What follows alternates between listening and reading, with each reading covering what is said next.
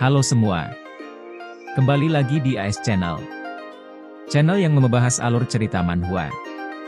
Baiklah, kali ini Mimin mau bahas manhwa yang berjudul Meningkat ke Status Dewa. Disclaimer, Ane gak akan bahas full ceritanya. Bagi yang mau tahu cerita lengkapnya silahkan kunjungi web legalnya. Cerita diawali dengan diperlihatkannya seorang anak yang sedang duduk membaca buku di dalam penjara. Tak lama petugas pun membuka kunci dan dia pun langsung mematikan lilin dan berpura-pura tidur. Masih tidur? Bangun, kamu kira kamu adalah tuan muda keluarga Luo? Cepat bangun! Kata penjaga penjara sambil menendang. Panel berpindah diperlihatkan seseorang yang menghentikan para murid yang sedang latihan pukulan dan menyuruh mereka untuk memukul tubuh asli. Selanjutnya kita diperlihatkan kepada orang-orang yang sedang mengolok-ngolok tuan muda Luo Zeng yang masih bertahan meskipun sudah dihajar selama 2 tahun. Kata si penjaga. Dan di situ pula ada Luo Peiran, seorang mantan putra tertua cabang yang sekarang menjadi tuan muda saat ini, dan meledek Luo Zeng yang belum mati. Yang dijawab oleh Zeng, saya tidak akan mati hanya dengan perkataan MU. Semua bawahan Peiren pun mencaci dan meneriaki Zeng karena berperilaku sombong, dan Peiren pun menenangkan anak buahnya dan berkata kalau pil surga dan bumi sungguh luar biasa, yang membuat Zeng marah karena Peiren melanggar peraturan keluarga. Peiren hanya tersenyum dan memilih orang memukulnya, yang membuat semua orang terkejut dan membuat budak yang dipukulnya mati. Sedangkan anggota keluarga lainnya meneriaki Peiren dengan penuh kebanggaan, Tuan perkasa, Tuan pasti akan membangkitkan keluarga Luo.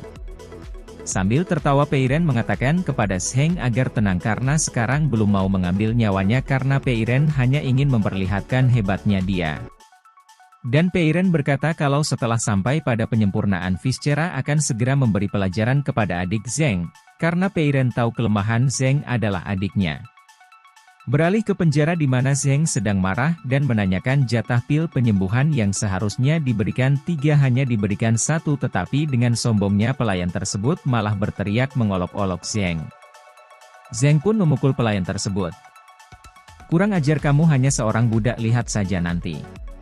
Selanjutnya diperlihatkan Zeng yang sedang melihat buku dan berkata jika bukan karena kebakaran mungkin keluarga utama tidak akan jatuh dan ayah tidak akan mati. Zeng masih mencoba memahami buku yang dipegangnya, tetapi tidak dengan bagian balas dendam dengan kebakaran. Saat itu juga Zeng teringat untuk menyelamatkan adiknya dan membakar buku yang dipegangnya dan menangis, tetapi sesaat kemudian Zeng dibingungkan dengan kemunculan kertas emas yang tidak terbakar, dan saat Zeng mencoba menyentuhnya tulisan yang ada di kertas emas naik ke tubuhnya yang membuat Zeng kesakitan. Dan kita diperlihatkan Zeng yang sedang ada di alam bawah sadarnya mendengar ada yang mengatakan metode penyempurnaan tertinggi. Metode penyempurnaan pertama yang kuno. Dengan tubuh fisik sebagai medianya. Diri sendiri sebagai jiwanya. Penempaan tanpa henti. Memurnikan tubuh membentuk energi alami. Saat Zeng setengah sadar dengan tubuh menguap karena efek terbakar, Zeng bergumam. Dengan tubuh fisik sebagai medianya? Apa maksudnya? Apakah tubuh fisik saya menjadi medianya? Panas sekali. Tubuh ini serasa terbakar. Air. Air. Aku butuh air, kata Zeng. Sampai Zeng akhirnya bisa berendam di bak mandi. Apa yang terjadi, kenapa airnya menguap, kata Zeng. Zeng pun merasa mengantuk saat memejamkan matanya dan dia melihat di alam bawah sadarnya muncul sebuah bejana besar dan ada 3 naga yang terukir di bejana itu. Lalu Zeng dikagetkan karena naganya hidup dan menyerang Zeng terus-menerus dengan menyemburkan api ke tubuh Zeng sehingga Zeng terus meminta agar dibiarkan mati. Saat Zeng sadar dari tidurnya, Zeng akhirnya bersyukur karena semuanya sudah berlalu, dan Zeng dikagetkan dengan tubuhnya karena dia awaken.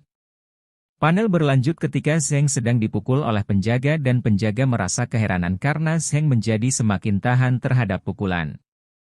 Zeng pun hanya tertawa yang membuat para penjaga lain menjadi kesal dan beramai-ramai menginjak-injak Zeng, tapi hanya terus tertawa sambil berpikir apa dengan terus dipukuli aku bisa menembus ke tingkat pelatihan tulang? Selanjutnya kita diperlihatkan di mana Zeng dijual kepada salah satu pejabat yang bernama Bos Huang. Lalu Bos Huang berkata saya tidak pantas menerima pelayanan dari tuan muda terdahulu. Lalu pelayan keluarga Luo yang menjual Zeng pun berbisik kepada Bos Huang yang membuat Bos Huang berubah sikap. Lalu Bos Huang pun dengan muka angkuhnya memerintahkan agar Zheng segera berlutut. Cepatlah berlutut. Apa kamu tidak dengar? Berlutut, kata si penjaga sambil memegang kepala Zheng dan menendangnya. Dia memintanya. Pukul dia, kata Bos Huang. Zheng pun berkata Huangge. Fang Chong. Berani sekali kalian, bahkan Paman Luo Junyi tidak berani memperlakukan saya seperti itu. Fang Chong yang sudah dengan gigi ompongnya dia berkata, kamu mau berontak? Menurut peraturan kamu harus dihukum mati. Zheng pun menimpali, berani sekali orang luar membahas peraturan kepadaku. Si ompong pun dengan muka songong sambil menggerakkan tangannya bersiap ingin memukul Zheng sambil berkata hari ini akan membuatmu mengerti apa itu peraturan. Sejurus kemudian. Crash, ternyata dia diterbangkan oleh Zheng yang membuat Bos Hong pun diam dan berkeringat dingin, tapi sesaat kemudian dia berteriak bahwa Tuan Cheng Yun tidak akan memaafkan Zheng dan menjadikan bahan latihannya. Baiklah, segini dulu yang Mimin bahas. Kalau ada kata-kata yang kurang baik mohon dimaklum karena masih belajar. Terima kasih.